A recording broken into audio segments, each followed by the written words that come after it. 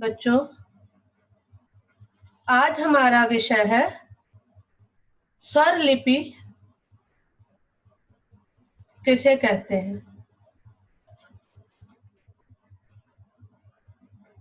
तानसेन, अमीर खुसरो, बैजू बावरा, स्वर्गीय जयचंद आदि ने बहुत से सुंदर राग और गीत बनाए थे, किंतु उनकी कृतियां स्वरलिपि में बद्ध न होने के कारण आज हम उनसे वंचित हैं।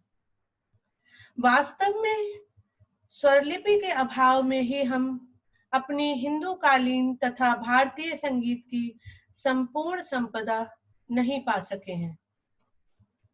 आजकल संगीत का अधिक प्रचार है, इसमें स्वरलिपि का बहुत योगदान रहा है।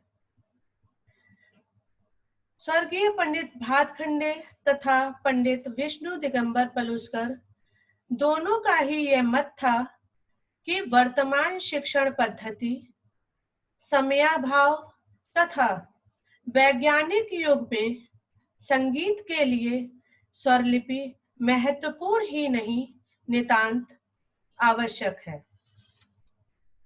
अगर हम इसकी परिभाषा देखें तो संगीत की भाषा के अंतर्गत जिन चिन्हों के द्वारा हम संगीत को लिख, पढ़ और बहुत कुछ समझ सकते हैं, ऐसे चिन्हों को स्वरलिपि कहते हैं। ये चिन्ह करीब करीब सभी भाषाओं में होते हैं। उदाहरण के लिए अगर हिंदी भाषा के लिए देवनागरी लिपि है, जिसमें कि हम लोग हिंदी लिखते हैं, समझते हैं, इसी प्रकार संगीत लिखने पढ़ने वाली लिपि को स्वरलिपि कहा जाता है। इसी तरह ताल में आने वाली लिपि, जिसमें मात्रा, ताल आदि के चिन्ह रहते हैं, उसे ताल लिपि कहते हैं। वो भी संगीत की स्वर लिपि का ही एक हिस्सा है। अच्छी स्वर लिपि में कुछ गुण होने आवश्यक है, जिनमें पहला है स्वर लिपि के चिन्ह सरल और साधारण होने चाहिए। दूसरा, स्वरलिपि में अधिक चिन्ह नहीं होने चाहिए।